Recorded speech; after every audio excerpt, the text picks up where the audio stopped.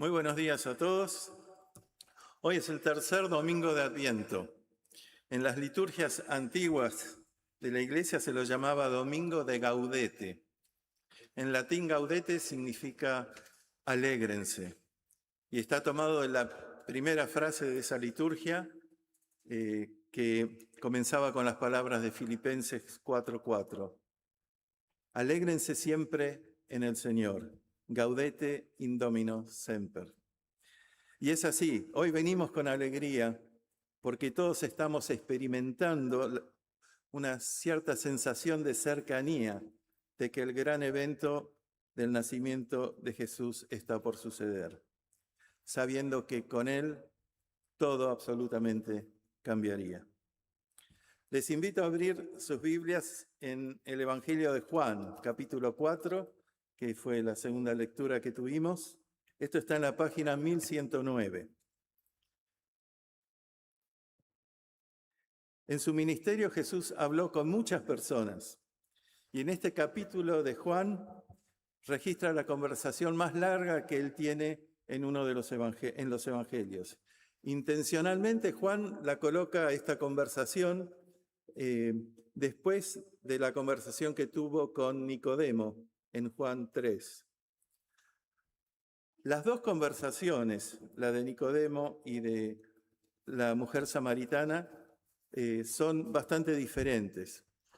En Juan 3, Jesús se encontró con Nicodemo, que era un líder religioso muy respetado, un fariseo, un rico, maestro en Israel y miembro del Sanedrín. En cambio, en Juan 4, se encontró con una mujer samaritana, marginal y rechazada por la sociedad.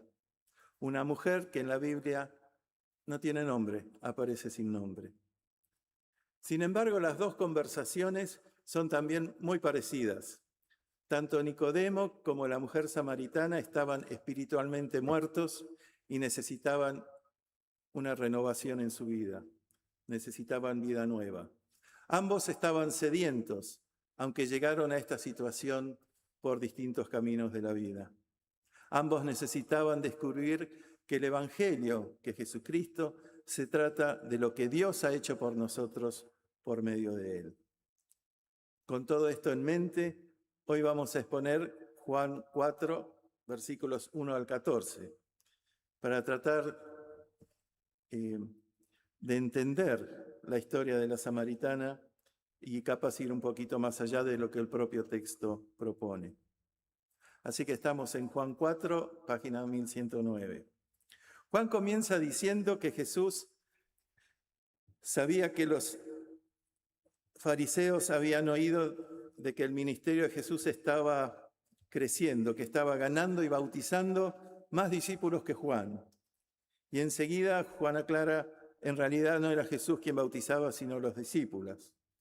Por eso, por esta situación, Jesús se fue de Judea y volvió otra vez al norte, a Galilea. Esto sucedió para evitar que se intensificara el conflicto de la creciente oposición con los fariseos a medida que aumentaba su popularidad, y también para alinearse con los planes de Dios, que tenía para su vida. Porque para viajar de Judea a Galilea, el versículo 4 dice que tenía que pasar por Samaria. Recuerden, Samaria al sur, Judea al sur, Galilea al norte y en el medio Samaria. Ese tenía que señala que no fue una simple cuestión de qué camino tomar, una opción de viaje. Describe un evento, el original griego dice, describe un evento que tiene que ocurrir y apunta a algo que está preordenado y destinado a ocurrir. Esto tenía que pasar. Era algo que tenía que hacer Jesús en obediencia al imperativo divino.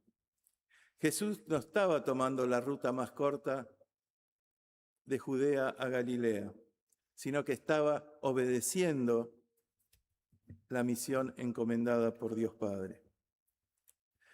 Sin embargo, esa misión no era exactamente la de hablar a grandes personalidades o hablar a grandes multitudes en Galilea.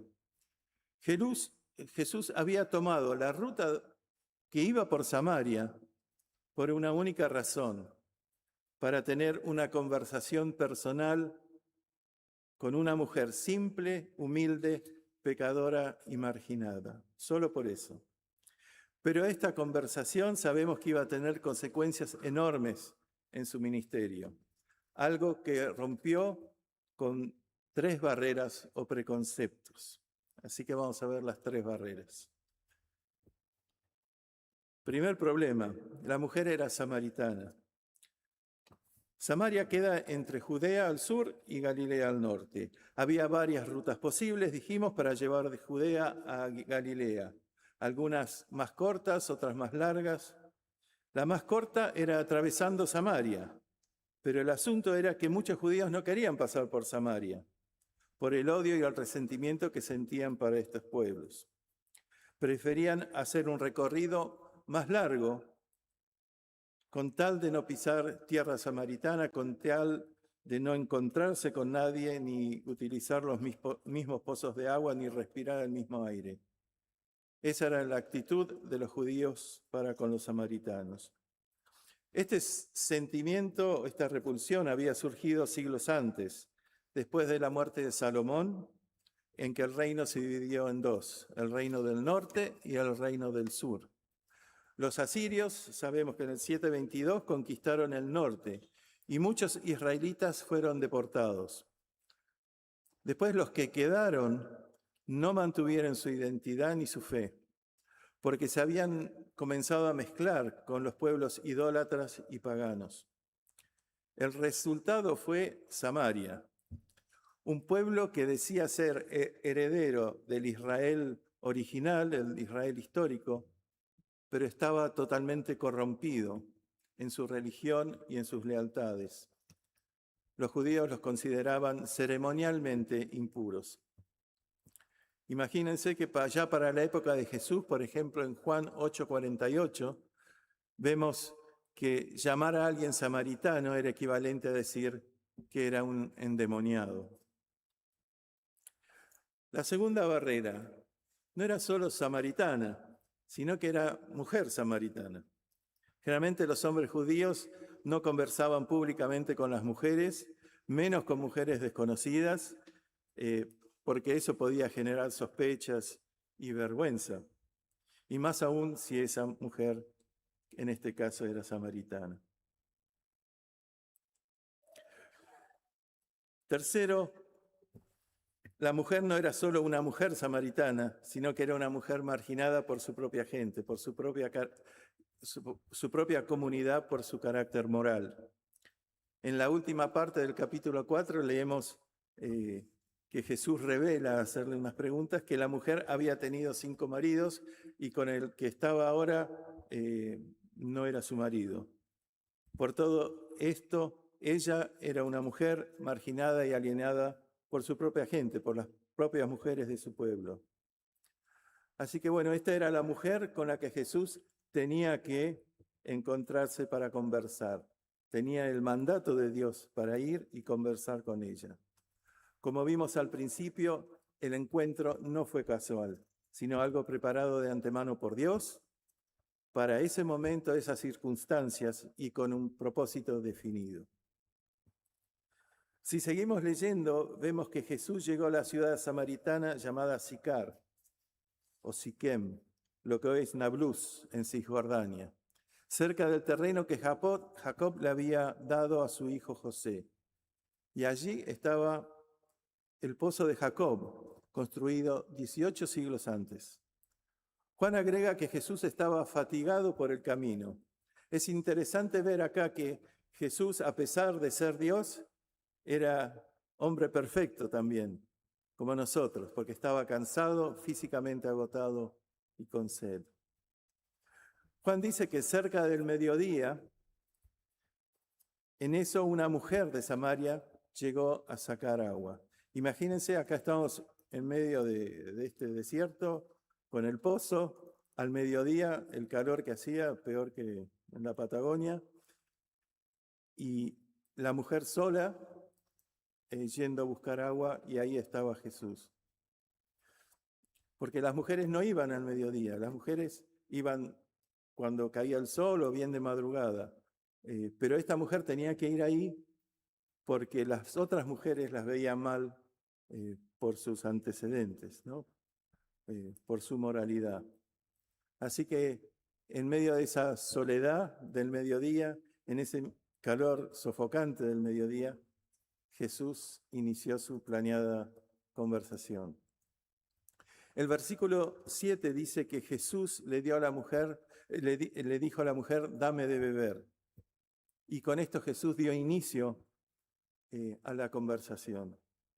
No esperó a que ella se acerque, no se quedó parado como mirando desde fuera a una distancia prudencial, no la condenó con la mirada, sino que Jesús tomó la iniciativa, se acercó a ella y le habló. Así Jesús con sus gestos inició una conversación que cruzó estas tres barreras que mencionábamos. Una barrera étnica, una barrera moral y una barrera social. Jesús es quien vino al encuentro de esta mujer y de forma similar Jesús se acerca hoy a los que están también quebrantados o manchados por la vida, a los que están marginados. Jesús estuvo dispuesto a cruzar barreras, límites inesperados para alcanzarlos. Por eso debemos hacer dos aclaraciones. Si pensamos que estamos fuera del alcance de la gracia, no lo estamos. Si creemos que nuestra propia historia personal capaz es rechazada por Dios, estamos muy equivocados. Estamos acá para recibir a Dios. Jesús es quien toma la iniciativa en todo este proceso. Él es quien se acerca a mantener una conversación con nosotros como lo hizo con la samaritana. Jesús, el Salvador, es quien nos viene al encuentro. Jesús está dispuesto a borrar toda barrera para alcanzarnos. Juan continúa luego diciendo que los discípulos se habían ido al pueblo a buscar comida. Así que Jesús estaba a solas con la mujer y ella estaba sorprendida y le preguntó, ¿cómo se te ocurre pedirme agua si vos sos judío y yo soy samaritana? Jesús respondió elevando la conversación de un plano meramente material a un plano espiritual. Y le dice, si supieras lo que Dios puede dar y conocieras al que te está pidiendo agua, contestó Jesús, tú le habrías pedido a él y él te habría dado agua viva. Esto era típico de Jesús. Usaba realidades físicas como caminos dirigidos hacia verdades trascendentes. Acá la sed física de la mujer se volvió parábola de la sed de su alma y de su vacío de Dios. Así funciona el corazón humano. En cierto sentido, cada ser humano carga con esa sensación persistente de carencia o vacuidad. Buscamos perdón, pertenencia, un amor para siempre, identidad estable, una esperanza que el sufrimiento y la muerte no pueden borrar. Las personas persiguen el placer, el éxito, el prestigio, la aprobación, pero siempre vuelven a tener sed. El mundo no es capaz de ofrecer nada ni cumplir sus promesas, porque una cisterna rota no puede retener el agua. En el versículo 13, Jesús confirma que cuando confirma esto cuando declara, todo el que beba de esta agua volverá a tener sed. Si uno bebe del pozo del pecado, la idolatría, el materialismo, la autojustificación y todo lo que hemos venido diciendo, la sed vuelve inexorablemente. Tal vez por un rato la sed se sacía, pero vuelve, siempre regresa. Inexorablemente vuelve la culpa, vuelve el vacío y vuelve la sed.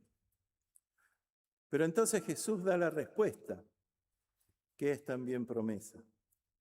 Pero el que beba del agua que yo le daré, no volverá a tener sed jamás, sino que dentro de él esa agua se convertirá en un manantial del que brotará vida eterna. No está hablando de una saciedad momentánea, está hablando de una vida abundante, renovada, dada por Dios, arraigada en una relación personal con Jesús y sostenida por el Espíritu Santo. Por eso el Antiguo Testamento habla de Dios como la fuente de aguas vivas. Jeremías 2:13 dice, hablando del pueblo de Israel, dice: dos son los pecados que ha cometido mi pueblo.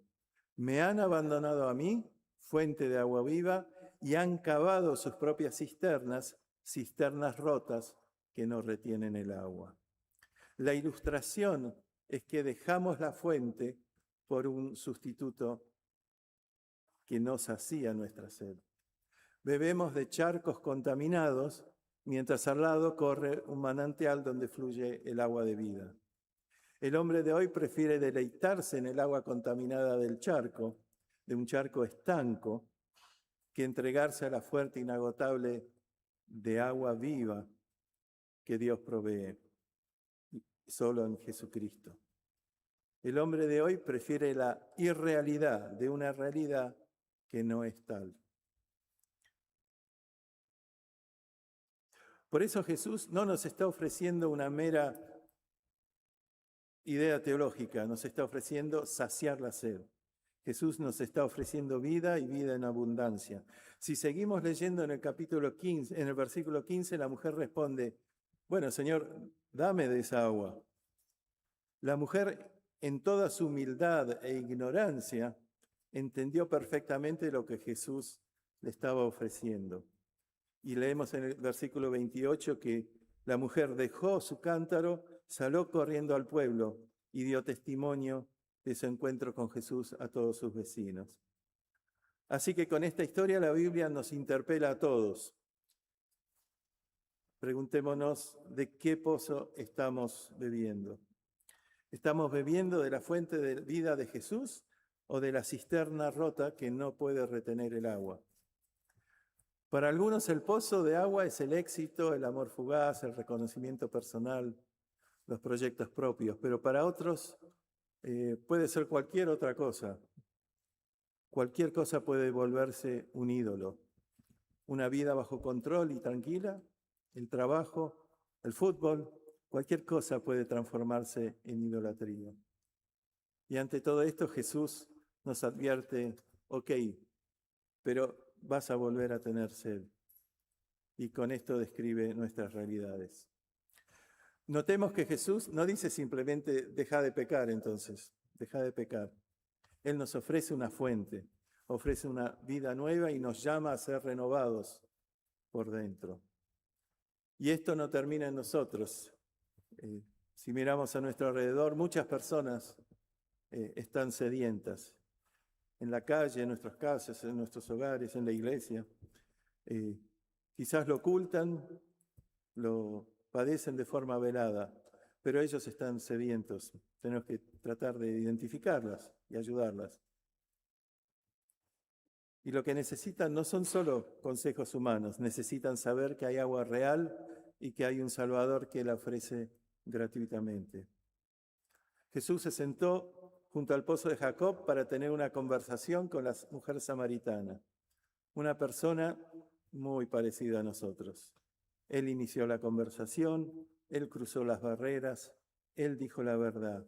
Y hoy, como hace 2000 años, él sigue ofreciendo saciar nuestra sed para siempre, ya sea que estemos alejados de Dios o que estemos buscándole el sentido a la vida, o como creyentes empezamos a volver a cisternas rotas, a las cisternas rotas de las realidades que no son tan reales. Por eso Jesús nos sigue diciendo: el que beba del agua que yo le daré no volverá a tener sed jamás, sino que dentro de él esa agua se convertirá en un manantial del que brotará vida eterna. Esa es su palabra y esa es su promesa para cada uno de nosotros en esta mañana. Ahora consideremos por unos minutos el texto que leímos de Isaías 55. Vamos ahora al Antiguo Testamento, Isaías 55. Tuvimos la lectura del 6 al 13, pero vamos a tocar otros de los versículos. Como posiblemente sepan, el libro de Isaías fue escrito en diferentes épocas de la historia de Israel. Comúnmente se lo divide en tres secciones principales. Hay un primer Isaías, un segundo Isaías y un tercer Isaías. Estas divisiones se basan en los temas que tratan, en su contexto histórico y en los estilos literarios usados. Este capítulo 55 cierra el segundo libro, el Deutero Isaías, que se llama, que va desde el capítulo 40 al 55. Y este se escribió durante el exilio en Babilonia, en el siglo VI a.C., y sus palabras trajeron consuelo y esperanza a Israel, pues preanunciaban la liberación, el fin del exilio y la restauración.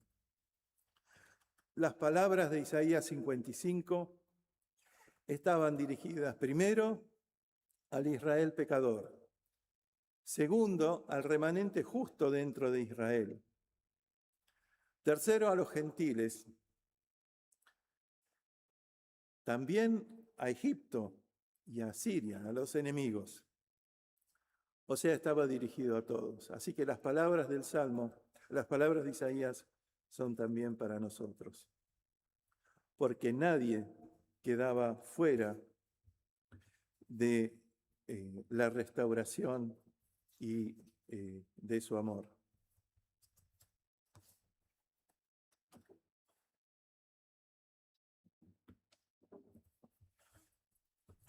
La conversación con la mujer samaritana requería de una elección o de una decisión. Después de hablar con la mujer tuvo que decidir. O Cristo es mi fuente de agua viva, o yo la rechazo y me esclavizo a la cisterna que no retiene el agua y me deja sediento. Isaías 55 es también en esencia, una invitación a tomar una decisión, como en el caso de la samaritana. Isaías 55 está lleno de imperativos. Si ven el texto así a primera vista, van a ver que dice: vengan a las aguas todos los que tengan sed, escúchenme bien, presten atención, vengan a mí, busquen al Señor, llámenlo mientras esté cerca.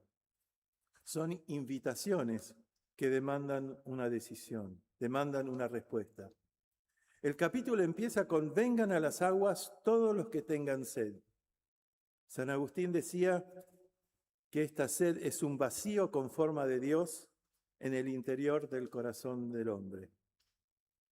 Ese vacío existe y es real, y solo Dios puede llenarlo. Pero cuando uno intenta meter otras cosas dentro de ese lugar reservado para Dios, lo único que consigue es el vacío mismo. Y volviendo a lo que leímos recién de Jeremías, han cavado sus propias cisternas rotas que no retienen el agua. Ahora bien, el texto de hoy comienza lo que leyó Lidia, era de Isaías 55, empezando el versículo 6, con otro imperativo urgente. Dice: buscan al Señor mientras se deje encontrar, llámenlo mientras esté cercano. Esto sugiere que en medio de esta realidad existe una oportunidad, una ventana de esperanza para los que están sedientos. Luego Isaías 55:7 dice: que abandone el malvado su camino y el perverso sus pensamientos, que se vuelva al Señor, a nuestro Dios, que es generoso para perdonar y de Él recibirá compasión. Uno no puede venir a Cristo y beber de esa agua y no cambiar. Uno viene como está, pero no puede salir igual que como entró.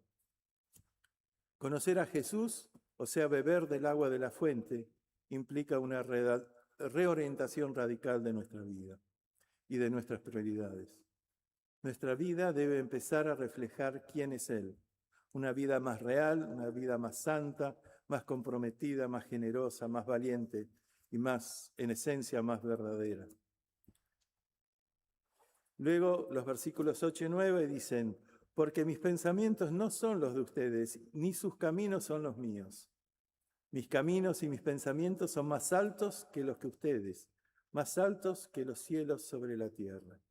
O sea, en otras palabras, el hombre entiende las cosas de una forma, pero por eso se autoimpone barreras que no son tales. Pero Dios las entiende de otras formas que no conocemos. Su misericordia, su justicia, el agua viva, no son proyección de nuestros criterios. Él perdona de formas que nos sorprenden. Él nos llama de formas que nos desacomodan. Finalmente, en el versículo 11, y este es uno de los textos que nos deben guiar en nuestra vida cristiana. Su promesa es simple. Así es también la palabra que sale de mi boca. No volverá a mí vacía, sino que hará lo que yo deseo y cumplirá con mis propósitos. Cuando Dios habla, Dios produce realidad. Su palabra es eficaz, porque la palabra de Dios es una palabra viva. Lleva consigo el poder de lograr las cosas que declara. Por eso dejémonos sorprender, dejémonos desacomodar por sus promesas de vida abundante. Para terminar, volvamos a la historia de la mujer samaritana por un segundo. Ella cuestionó a Jesús. Ella dudó, pero ella escuchó. Y ella creyó y ella cambió porque Jesús la cambió. Y ella no solo cambió, sino que compartió el mensaje con su gente y la gente fue a ver a Jesús y también creyó. Así que este es el poder del Evangelio en marcha. Así como lo fue con la mujer samaritana, el mundo necesita ver creyentes entregados y comprometidos al reino de Dios y no tanto a sí mismos. La iglesia, por su parte, tiene que volver a ser iglesia para que los perdidos vengan, entren, duden, crean y se sacien con el agua que trae vida verdadera. Todos llegamos a Jesús indefectiblemente con sed y vacíos, todos. Pero Él nos recibió y nos llenó y ya nada puede separarnos de su amor. Ya no hay barreras tampoco entre Dios y nosotros, porque no hay abismo que la fe en Jesucristo no pueda cruzar. Todo esto lo recordamos hoy, tercer domingo de Adviento, porque un bebé está por nacer, un bebé que ya de grande iba a cruzar barreras para cambiarlo absolutamente todo. Y porque era hombre como nosotros y Dios al mismo tiempo, nos regaló la alegría de una esperanza cierta y segura de salvación.